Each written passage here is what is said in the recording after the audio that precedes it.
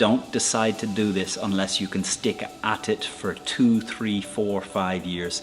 That's when you're going to begin to see this sort of systematic exponential impact of more and more and more people deciding that if you're going to stick with it, then they're going to come and stick with you. Even if you get no followers for 5 years, this habit in your life of capturing ideas, stopping and reflecting on them, and then putting one into words helps your own process of learning and being self-aware.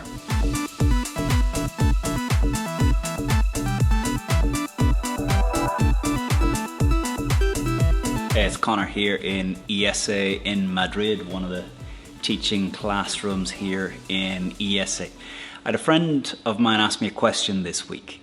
Conor, how do I begin vlogging? How do I use YouTube videos as part of building my business? And I put together a couple of notes to send to my friend. I thought I'd share them here on the channel as well. So I've got some notes here, how to begin vlogging, 8 tips that I would give to myself were I to begin again. Tip number 1, make your primary intent to learn. Do it for the learning. Make the videos as something that helps you in your own journey of learning the skills, the practices, the relationships of your job, of your business, of how to make a difference in the lives of other people. So make your primary intent not to sell, not to build a brand, but to learn for yourself and use the videos as a process of documenting your learning journey. Second, be yourself and have opinion. Don't vlog as the CEO. Don't vlog as the president. Don't vlog in your capacity as an entrepreneur. Vlog as yourself and have your opinion. And take a stance from your perspective and comment as yourself on things. So my YouTube channel, I am Conor. I'm not a professor, I'm not an entrepreneur. I'm giving my opinion on life, my view of what's important and what's unimportant. So be yourself. Speak as you. Number 3, share what you are learning, not what you're an expert in. So where you are an expert in some area, don't share it on your YouTube channel. Find really credible places and get that material there. So if you're an expert in leadership, get articles published in Forbes, in Inc., in Harvard Business Review, in magazines that give credibility. Put the things you're learning on your YouTube channel, not the things that you're already an expert in. I think one of the keys here is this will allow you to keep publishing week after week after week, because no matter how big an expert you are in something, if you publish what you're an expert in, after 2 or 3 weeks, you've completed the bulk of what you're an expert in. Number 4, get a notebook and capture every idea, every quote, every question, every little interesting thing that could possibly trigger an idea. Get in the habit of day after day collecting ideas. I have a written notebook, but for the videos I use Evernote. I use Evernote on my mobile phone, Evernote on my computer, and the moment that I hear something, I catch a quote, I just have a question that I think, there's something there, I get it into Evernote. I'm on my 8th Evernote file that is full just of ideas, tips, quotes. So in order to produce content, you need to get into the habit of capturing ideas. And what I've learned is the moment I have an idea, if I'm running, if I'm in the gym, I stop and I just put 5 or 6 words into the Evernote file, so I start capturing. That way, when it comes to a moment when I'm ready to make a video, I can open up and just look through hundreds of ideas. So make it a habit to carry a notebook, whether it's an electronic one, Evernote, OneNote, or a handwritten notebook, but just capture every idea every day so that when it comes to sitting, turning the camera on, you have a full list of things that you can develop and share on the channel. Number 5, and this is the most important tip of them all. This is the only one that really matters if you want to make a difference. Be consistent. Whatever you do, if you can establish a weekly routine that every week you'll share a video, that weekly routine One video won't make much of a difference. Two videos won't make much of a difference.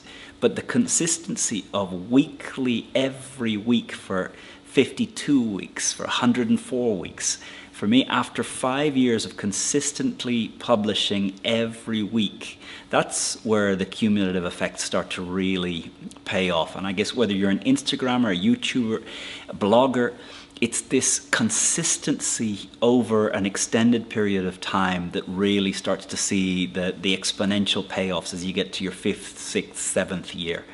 And I think you really need to start with the view that this is a 10 to 15 year lifelong project of regularly putting out content.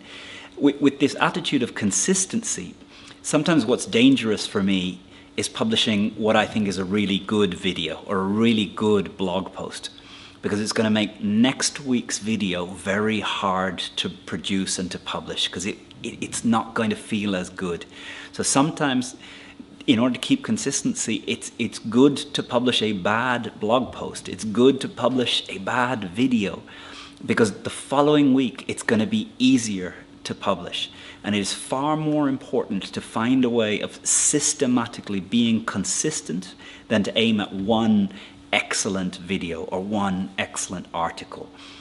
All of the social media channel building requires consistency. I think the fastest growth strategy on YouTube is 2 videos per week. I myself, my calendar, the other things I do means that the commitment I have to myself is 1 video each week. And that's hard enough to maintain. So the fast growth channels publish 2 videos a week. Myself, it's every week I find some time to sit down, switch the camera on and share from my notebook, from ideas, tips, from classroom questions that I've had coming through, comments that come at the bottom of videos. But find a way of being really consistent. Don't decide to do this unless you can stick at it for 2, 3, 4, 5 years. That's when you're going to begin to see this sort of systematic exponential impact of more and more and more people deciding that if you're going to stick with it, then they're going to come and stick with you. This consistency also means you get better at making videos. You get better at the production of videos. You get better at identifying an idea and turning it into a video. My ability now of writing down some notes, scripting it out, and then turning it into the spoken word is so much better, just because for 5 years, every week I've done it. And I think even if you get no followers for 5 years, this habit in your life of capturing ideas, stopping and reflecting on them, and then putting one into words helps your own process of learning and being self-aware. So, next, number 6, use the camera you have now. So don't get tied up in the quality of the video camera, the quality of the audio. An iPhone is a perfectly good camera. This phone that I have in my pocket, my friend Seb Laura, most of his videos up until 200,000 subscribers were made on an iPhone. It's not the quality of the equipment, it's the quality of your words and the consistency that really matters. So start with what you have today. If you are going to invest, the first thing to invest is in quality audio.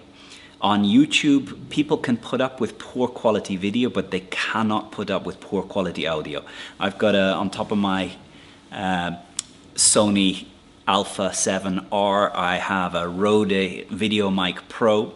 I'm on probably my 4th iteration of camera kit at the moment. But no quality of kit makes up for inconsistency or just not practicing sharing good ideas. So use the video camera that you have today. The first thing to improve is get audio really good. When you've got audio really good, then you can start to think about lenses and sceneries and background. But the audio quality is what keeps people able to listen to your tips. Of course, I'm thinking about an educational channel more than a video editing channel. I think there's a lot of creators on YouTube that their quality is the quality of their video production, the quality of their editing. But that's not what my channel is about. My channel is about getting ideas out there into the world. And people will put up with some poor backgrounds, but the audio quality has to be good.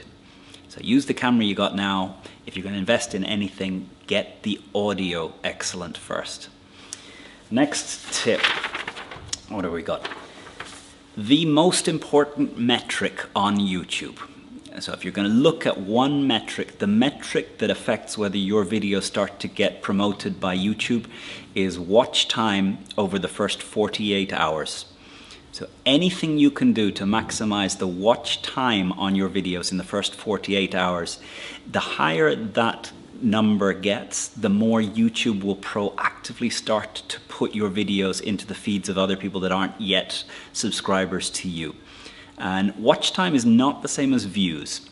You can have a lot of views, but if you have hundreds of people only watching a few seconds of your video, that's not as powerful as a few viewers watching your videos right to the end. And YouTube has very good analytics software that shows you where people are stopping watching your videos. And maybe the reason that list videos go so well is that they keep people staying to hear all of the items on the list, and that raises watch time. Another thing, it's watch time in the first 48 hours that really matters. So if you can start capturing emails, have distribution lists, so that when you publish a new video, you have a mechanism to channel your friends, your followers, people that follow your blog, capture their email and build your own tool to letting people know when you publish a video. Because if you can get watch time up in the first 48 hours, YouTube then starts to take your videos and push them. And if I look at the videos of mine that have gone viral or had a boost, it's because the watch time over those first 48 hours, for whatever reason, maybe it was the title captured more people, it was a format of video that kept people watching longer. What I also see is longer videos that have lists but that keep people engaged can really up your watch time. But the metric that matters, the only metric that really affects how YouTube decides to push your videos to a wider audience, is watch time in the first 48 hours. Watch time is your key thing, much more than views. And finally, switching on advertising. I'm not clear, I don't have a whole lot of data here, but I've definitely seen a boost in the views on old videos when I switch on YouTube's advertising options. What I tend to do is when I first publish a video, I put it up without any advertising. And then when it's sort of 6, 7, 8 weeks old, I'll switch on the advertising. And it seems to just get a little bit of a boost. I guess YouTube, in some way, the algorithm does prefer videos that allow for advertising to be put before, in the middle, or at the end. So I don't have data to support exactly how switching on advertising affects the reach and how much YouTube's algorithm pushes your videos. But I do know that I have seen a positive boost in old videos when I first switched the right for YouTube to put advertising on the videos. So those would be my 8 tips as you're thinking about starting vlogging. But tip number 5, that is the key. Make it consistent. Whatever it takes, so that you commit either 1 a month, but 1 a week is the commitment I've made. I've stuck to that commitment for 52 weeks for the last 5 years. Sometimes I've been a little late, but I think there's only 1 week in the last 5 years that I haven't published anything in one of the weeks. And it's that habit of weekly knowing that whatever it takes, I will find some time, I will pull out my Evernote notebook, I will identify an idea, I will do a little bit of thinking, I will switch the camera on, and I will keep the camera on until I've said something that I think stands as a useful contribution to the world this week. And I'm sharing what I'm learning. I'm hopefully not preaching at you, but sharing reflections and sharing lessons that I'm taking to try and put into my own life through these videos.